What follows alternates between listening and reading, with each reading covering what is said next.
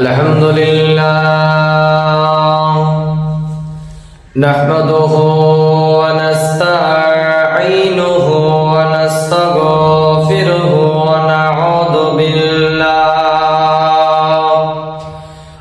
নাউযু বিল্লাহি মিন শুরুরি আনফুসিনা ওয়া মিন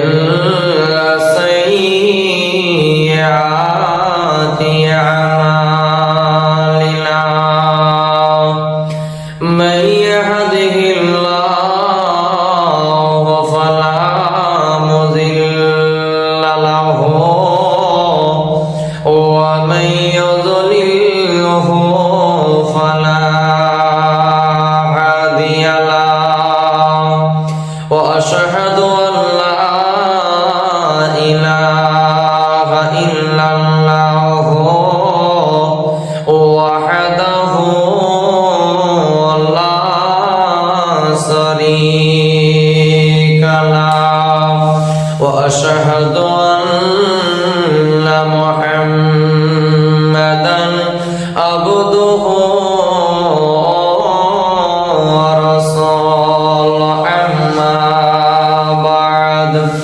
أعوذ بالله من الشيطان الرجيم بسم الله الرحمن الرحيم كل نفس ذائقة الموت العنس قال رسول الله صلى الله عليه وسلم إن العبد إذا أوذي في قبره وتولى عنه وسحبه إنه لا يسمع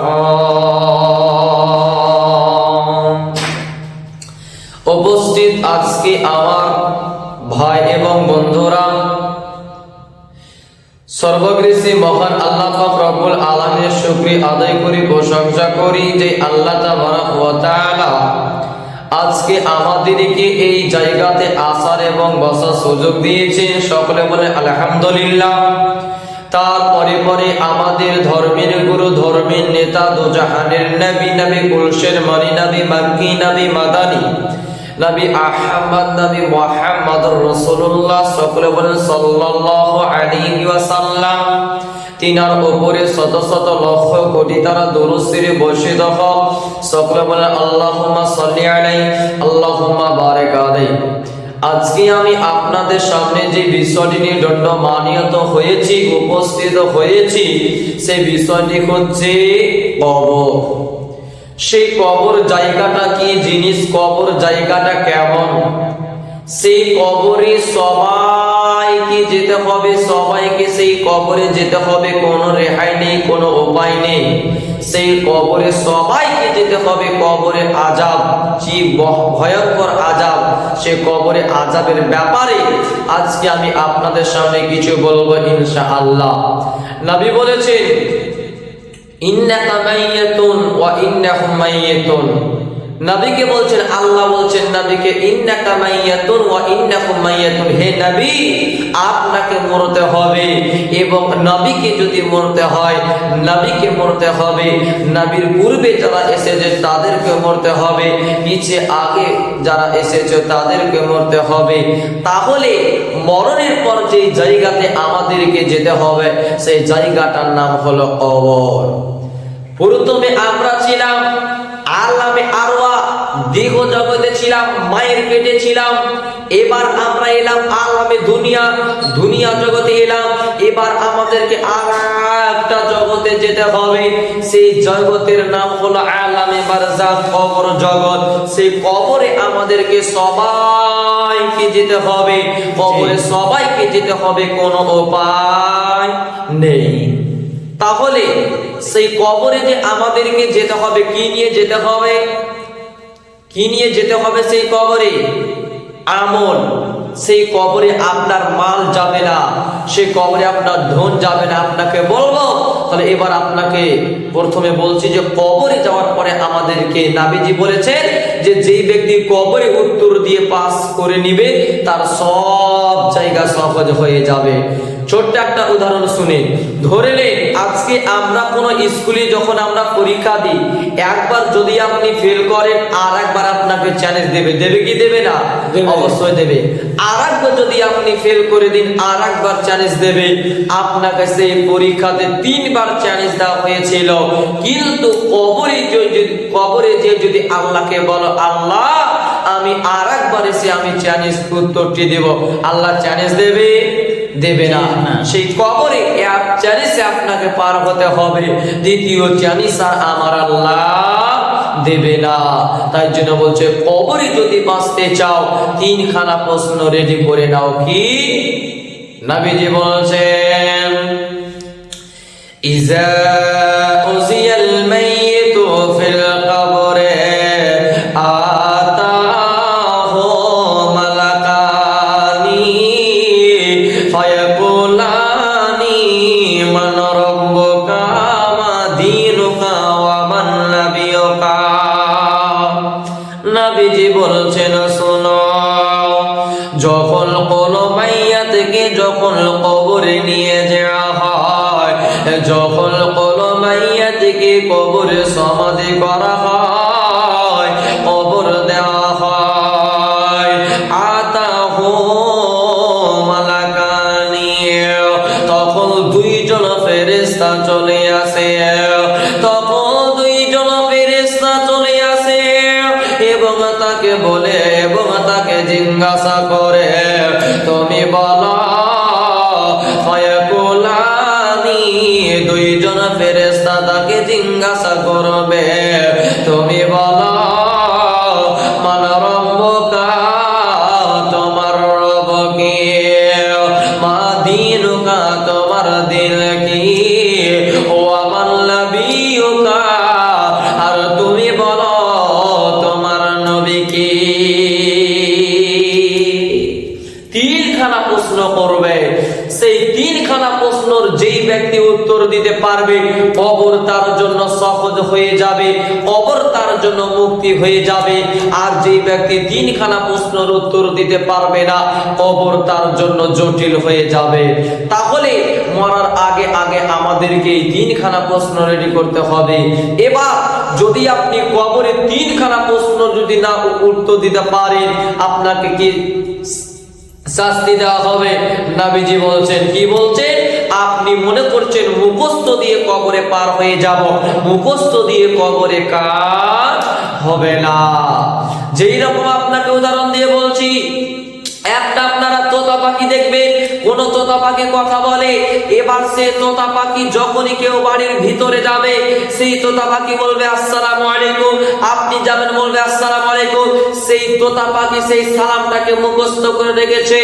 এবার আপনি তার সেই তোতা পাখির সামনে একটা বিড়ালকে নিয়ে যান, একটা বিড়ালকে নিয়ে সেই তোতা পাখির সামনে একবারে ছাড়ে, দেখবেন সেই তোতা পাখি সালাম কালাম ভুলে গিয়ে ভয় ছটফট করতে লেগেছে।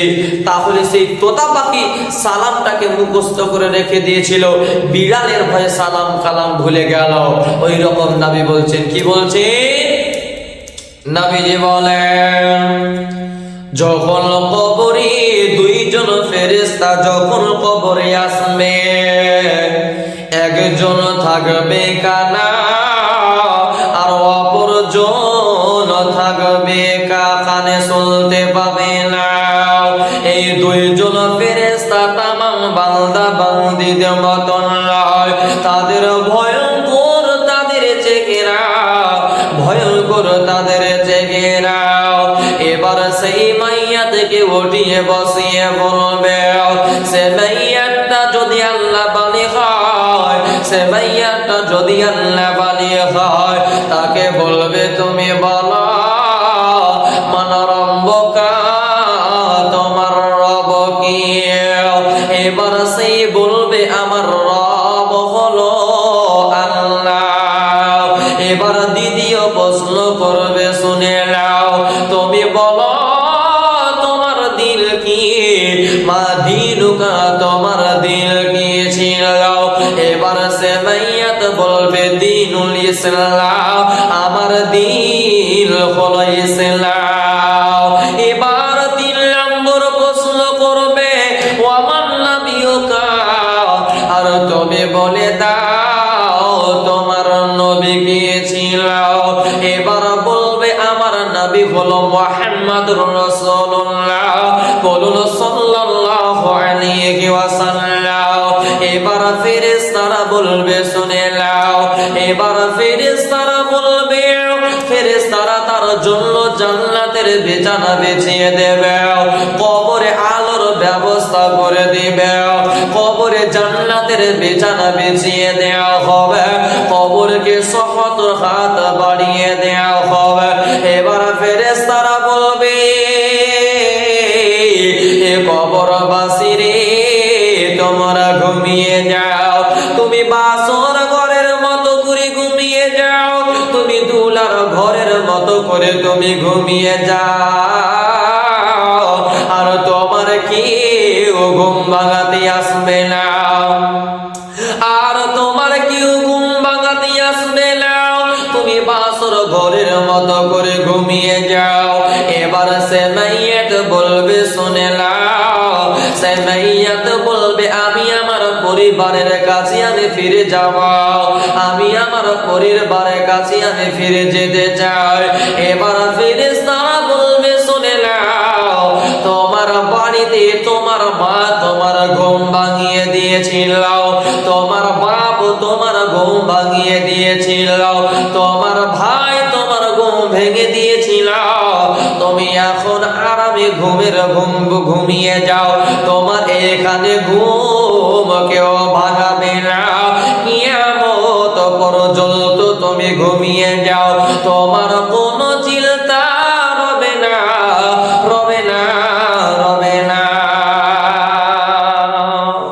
তাহলে যেই ব্যক্তিটা কবরে এই 3খানা প্রশ্নের উত্তর রেডি করে নাও দিতে পারবে, তার জন্য আল্লাহ কবরকে 70 হাত বাড়িয়ে দিবে, সে কবরে জান্নাতের বিছানা বিছিয়ে দিবে। শুধু তাই নয়, অনেক কিছু বলা ছিল, এবার আপনাকে বলছি যেই ব্যক্তি কবরে উত্তর দিতে পারবে না তার শাস্তিটা কি হবে। নবীজি বলছেন এবার সেই লোকটা যদি আল্লাহ বলি না হয়, সে লোকটা যদি দুনিয়াতে আল্লাহর সাথে যদি তার সম্পর্ক না থাকে, এবার সে মাইয়া থেকে উঠিয়ে বসিয়ে বলবে তুমি বলো মান রব্বুকা, তোমার রব কি, বলো তোমার রব কি, বলো তোমার রব কি। এবার সে মাইয়াত বলবে শুনে নাও আমি জানি না আমার রব কি, আমি জানি না আমার রব গিয়েছিল। এবার তারা বলবে শুনে নাও মা নবিয়কা, তোমার নবী গিয়েছিলে বলাও, ও আমার নবিয়কা তোমার নবী গিয়েছিলে বলাও। সে বলবে হাই হাই লাদুরি, আমি কিছুই জানি না, আমি কিছুই জানি না, লোকে যাই বলতো আমিও তাই বলতাম, লোকে যাই বলতো আমিও তাই বলতাম।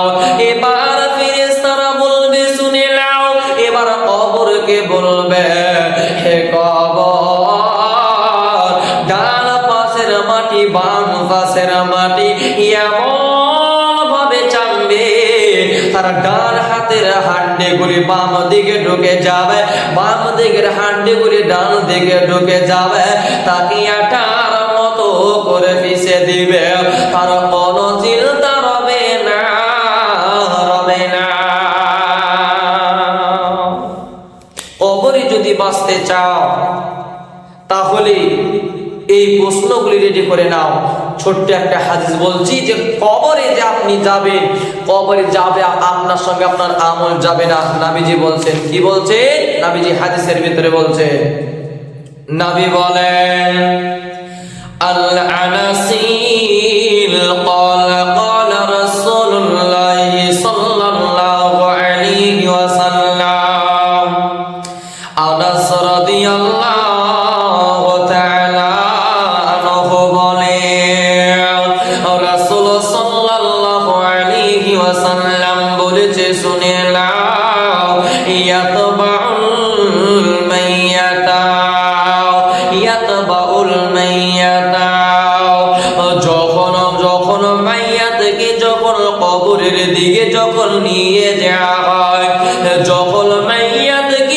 কবরের দিকে নিয়ে যাওয়া হয়, যখন মাইয়াতকে কবরের দিকে নিয়ে যাওয়া হয়, সালাসাতো ফায়ারজিউ, তখন তার সঙ্গে তার তিনখানা জিনিস তার সঙ্গে যায়।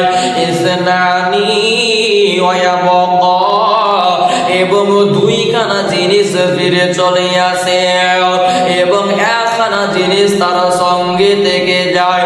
তার নবীজি বলছেন ওয়াহিদুন ইয়াতবাউহু, একখানা জিনিস তার সঙ্গে থেকে যায়, তিনখানা জিনিস তার সঙ্গে কি যায়?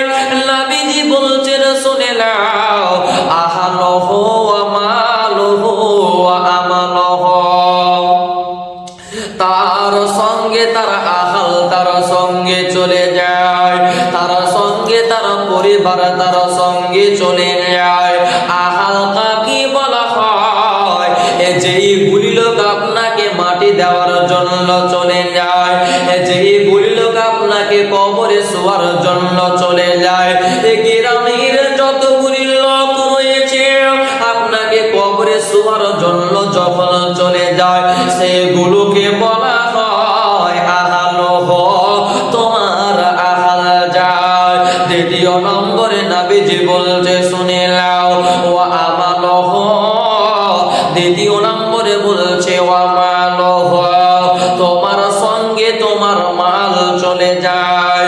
মাল গুলগুলকে বলা হয় খাটলে খাটি আপনি শুয়ে, যে খাটি আপনি শুয়ে চলে যান, সে খাটকে মাল বোঝানো হয়েছে। তিন নম্বর হলো ওয়া আমালুহু, এবং তোমার সঙ্গে তোমার